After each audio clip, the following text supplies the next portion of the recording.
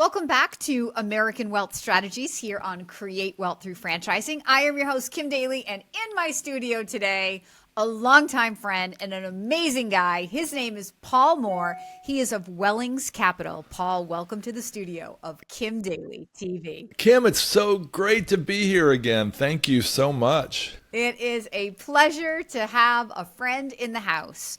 So for those listeners, I want to bring you back to this American Wealth Strategies idea. So the idea is that I meet a lot of people who sometimes are not ready for the full active investment of a franchise, but they are eagerly looking for a place to put money outside of the stock market.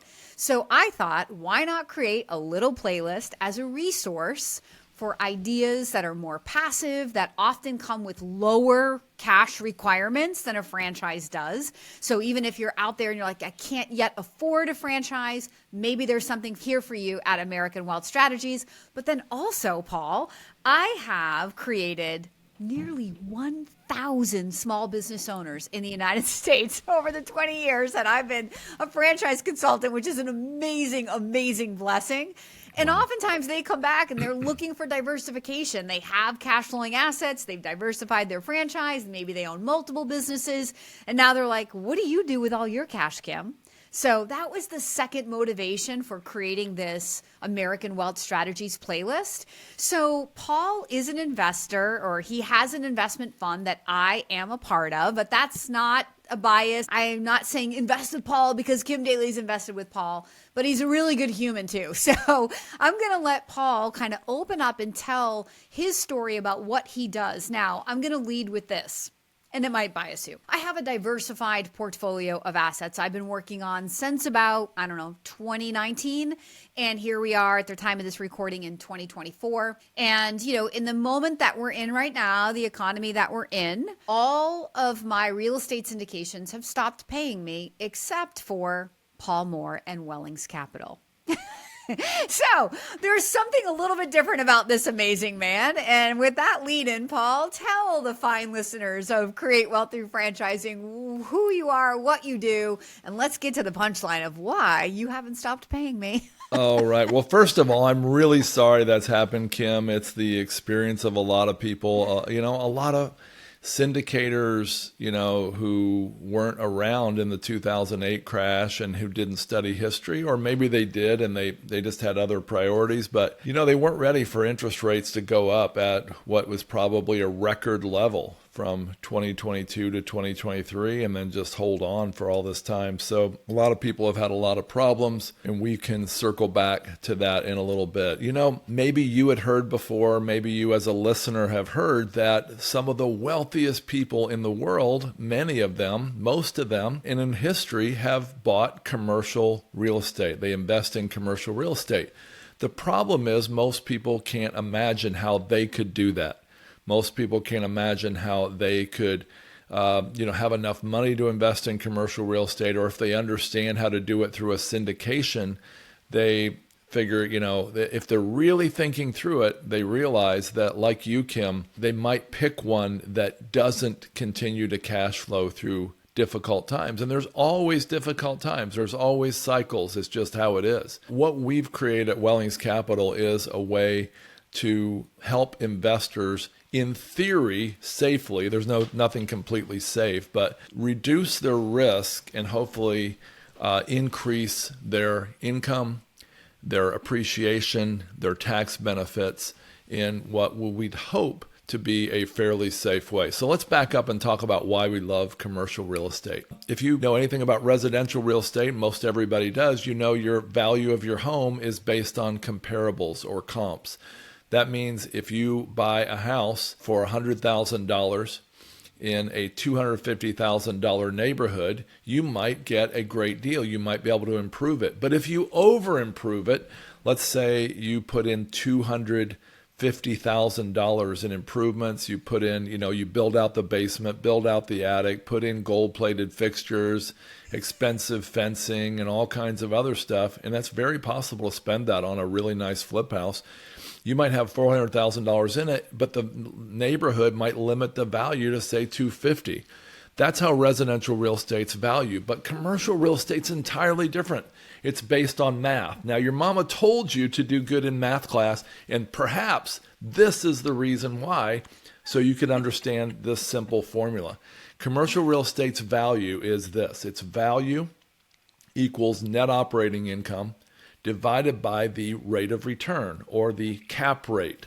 Without going into a lot of detail, the cap rate or capitalization rate is the expected rate of return for an asset like this in a location like this at a time like this. And so it used to be that people demanded or wanted a 10% return. So there would be a 10% cap rate. That's an unleveraged return with no debt included in the mix. And now they've gotten to a place it's become so competitive that people want something like a 5% return or a 5% cap rate, meaning they've lowered their return expectations, meaning the price has effectively doubled to buy the same income stream. So its value is the income divided by the cap rate. You're basically buying an income stream. So if you buy an empty building that has no tenants and no income, technically, according to this formula, the value might be zero. And of course, then you have to figure out another way to value it, and that's beyond the scope of this conversation.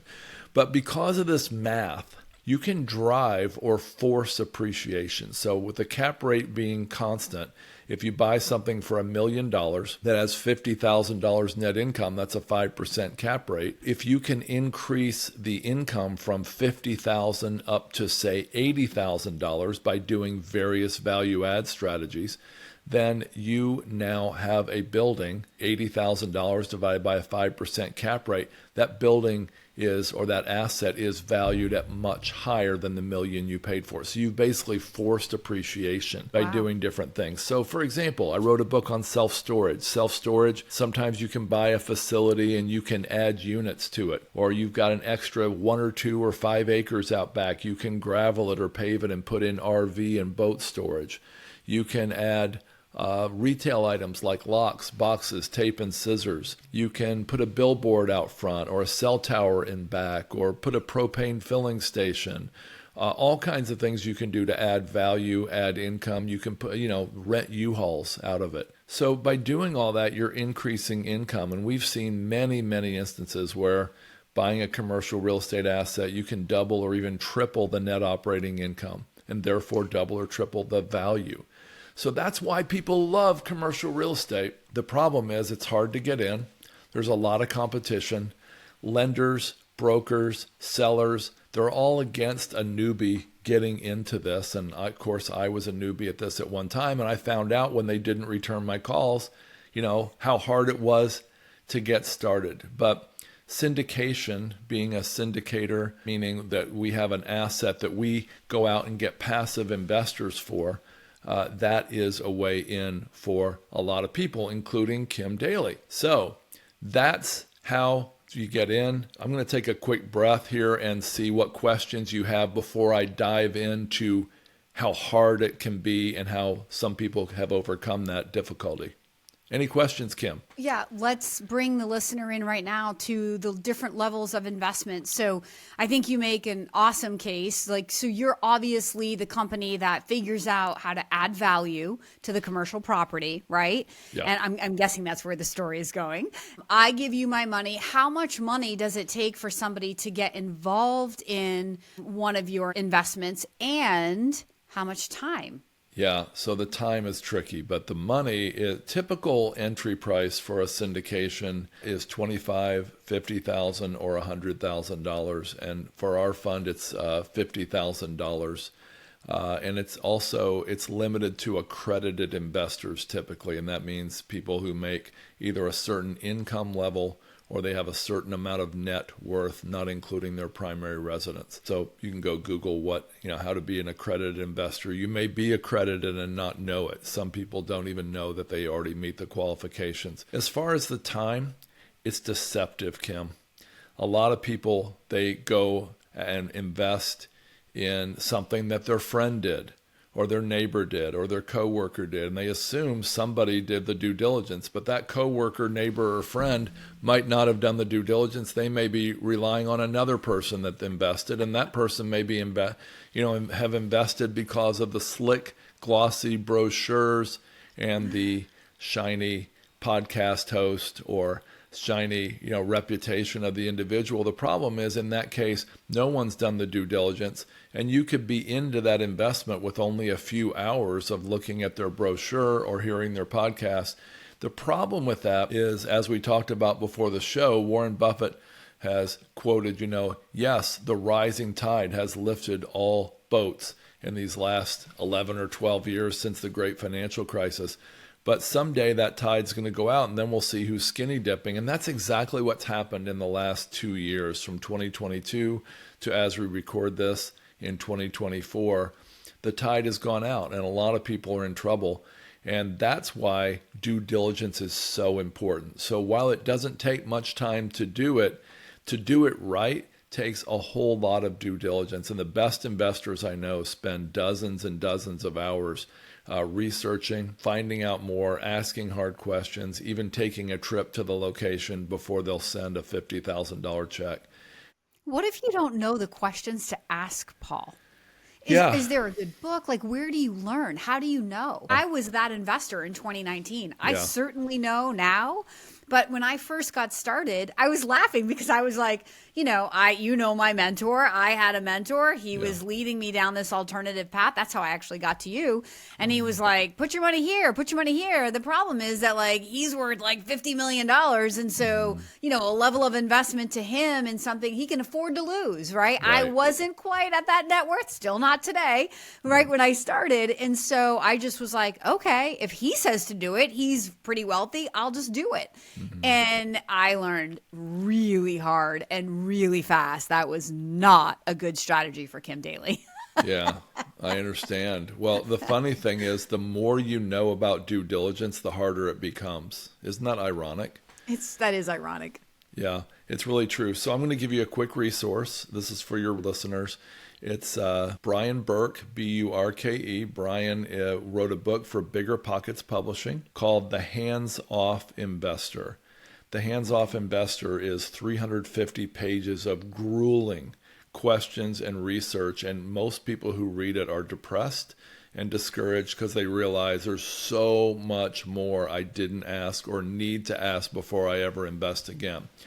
And so, kind of to cut to the chase for time here, I can tell you that Wellings Capital took many of the principles in the Hands-Off Investor, and for the last 7 years, we have been helping investors we do the due diligence for them. So you made a comment early in the show about investors, the fact that we must be a syndicator who adds value on behalf of investors. We're actually not. I nodded because that's the function we perform in the eyes of our investors. But actually, we're out there picking what we believe are the best risk-adjusted opportunities. So we've gone out and we do heavy due diligence. We have a team of 3.5 people in our company who go out and do extreme due diligence. We ask all the questions, or most of the questions in Brian Burke's book, and many, many more. We do net operating income audits. We spend thousands and thousands of dollars, tens of thousands, honestly, in due diligence before we'll send them a dime. But what we do is we put together a portfolio, and our current fund has about 13 of these operators and deals in it. It's for, like I said, accredited investors, and they can invest with us, and they can get instant diversification across different asset classes like self-storage, mobile home parks, RV parks, multifamily, industrial, retail. They can get instant diversification across operators, like I said, 13 different operators that were handpicked by us. Instant diversification across strategies. These different operators and deals have different time frames and strategies and different places in the capital stack. That's getting kind of detailed here, but we actually have common equity and preferred equity inside of our investments. And so investors who invest with us, they can give us, as little as $50,000, and we'll spread it across all these different asset types, providing the due diligence, providing the diversification, and allowing them to sit back and hopefully There's no guarantees, but hopefully just walk to the mailbox every month and get a check from us as you have. I love it. It's like a mutual fund. It's like the difference between being invested in one stock, right, versus investing in the mutual fund where you're diversified. It's the only, Wellings Capital is the only group I'm connected to that invests like that. And so I'll leave it there. Thank you. That's very kind of you. Okay, so what else can we teach our listeners about what you do and the benefit to them about what you do? Yeah, and so we have so many stories. I'm not. Let me just come up with a few that help people just put some real numbers and real teeth into this type of story. So one of our operating partners went out last year, and they remind me to tell you a good and a bad story because I want to be fair and balanced here. Okay. So one of our operating partners went out and they found a self-storage facility in Las Vegas. It was actually a suburb of Las Vegas in Henderson, Nevada. And it was built in 1982 by a lady and her family. And she operated it for 41 years, all the way through 2023. Her rates were only 48% of the going rate in the market. She was charging $60 for a 10 by 10 unit. The going rate, I hope I did this math and I hope my memory's right, was $148 for a 10 by 10 unit. She illegally... Everybody loved her. Yeah, they loved her, all right, but it was run down. She wasn't keeping it nice. She had all handwritten records. Her collections weren't great. Her marketing was terrible. And she actually illegally had homeless people living in some of the units. And she had friends and family keeping stuff there for free.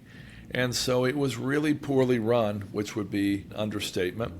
And this poorly run facility was acquired. And if you think about it, just basically beautifying it, adding some marketing, putting a real sign up, getting a website, just basically bringing rates up to market rate. Illegal tenants. Yeah, right.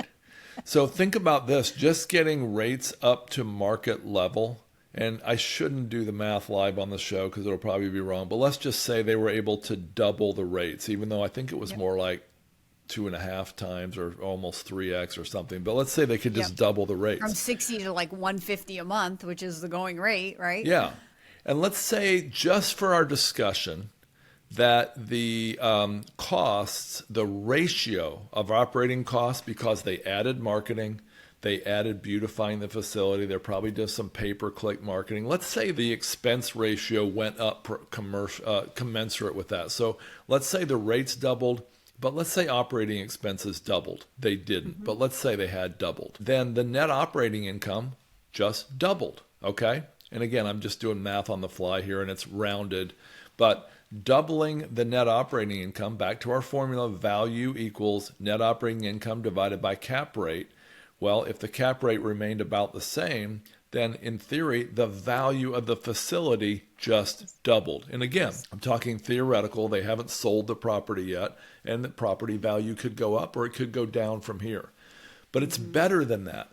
So you think, wow, these investors, if they would just have invested in that and there were no other fees, costs, expenses, etc., they could have potentially doubled their money. Well, it's actually better than that in a sense that they use leverage as well. So by going in and using, let's say, 50% debt, that means the equity that's remaining is leveraged by, let's say, 50% debt, which we think is fairly conservative. That means the equity, in theory, could have gone up not 2x, but 4x in value. Oh, wow. And so by doing that, it could provide a superior return for investors. But I want to be really clear, there also are bad deals. Everybody experiences bad deals. You don't know at the beginning which deal will be good and which deal will be bad, as we kind of alluded to earlier.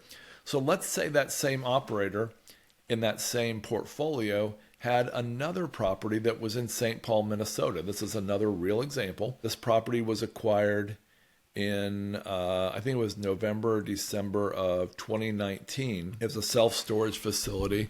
It was acquired for about $1.8 million. The improvements were being made, and then the George Floyd tragedy happened really close by to where this property was. And as we all remember, there was COVID in 2020. There was civil unrest. There was issues with the police force.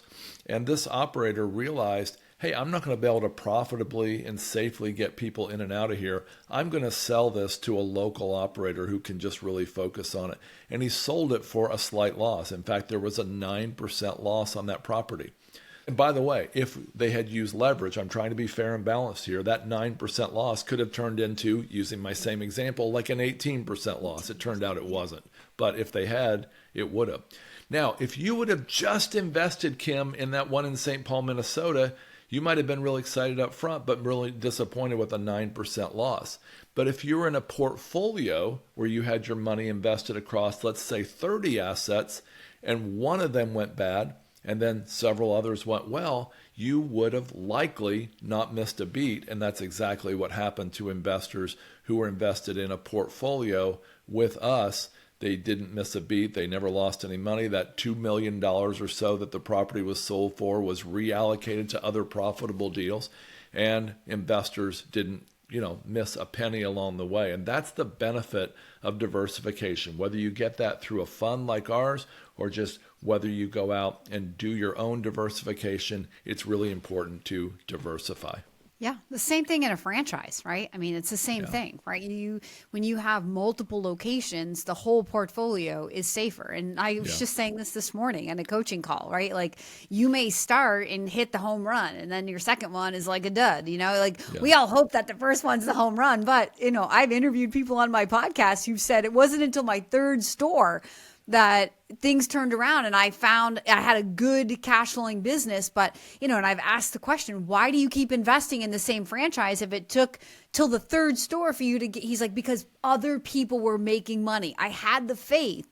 And, because I believe in business ownership, that the business flows from us, not to us. Mm-hmm. And so it really comes down to what the owner wasn't doing in the first couple of stores that they figured out by the third store, and then they can go back. But sometimes you also just get, market differences, location differences that make things harder or easier. So it all aligns perfectly with my audience and how they're trained by me to think about investing in franchising. I love it. But the question that was sort of raising and was coming to my awareness was, what if there's some listener out there who's like, well, why would I give my money to you? Why wouldn't I just go buy that $1.8 million property on my own? Would it just be the answer be that because with you are diversified right from the beginning versus if you buy the dog, you might just cash in your chips and be like, I'm done. It didn't work for me. Yeah, well, so here's my answer, and I'm probably going to offend somebody. I hope I don't offend you, Kim, but it's really likely that if you do go buy an asset like that, you'll turn out to be one of those mom and pop operators, one of those operators who's distracted, one of the operators who lets the value of the facility actually decline, who doesn't charge market rates, who allows homeless people to stay, because you're not hyper-focused on it. I'm actually convinced after almost 40 years in business, that the people who succeed wildly are very, very focused on a narrow band of activities. And if they get spread out and they try to say, okay, this self-storage will be a passive investment.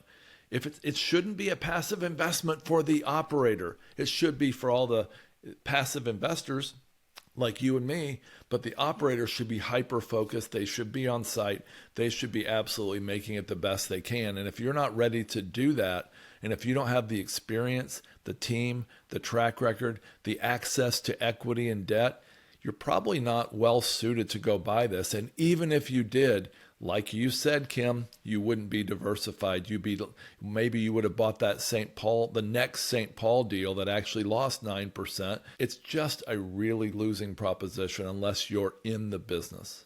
I want to be like, preach it, Paul, preach it, Paul. The same thing in business ownership. Eventually you might be able to step back, but I love the hyper focus. I've experienced that in trying to add additional businesses on. And the one thing that was just the cash flowing king for me took a hit, and it was for no other reason than a diversified focus, right? You have a candle in a room versus a flashlight.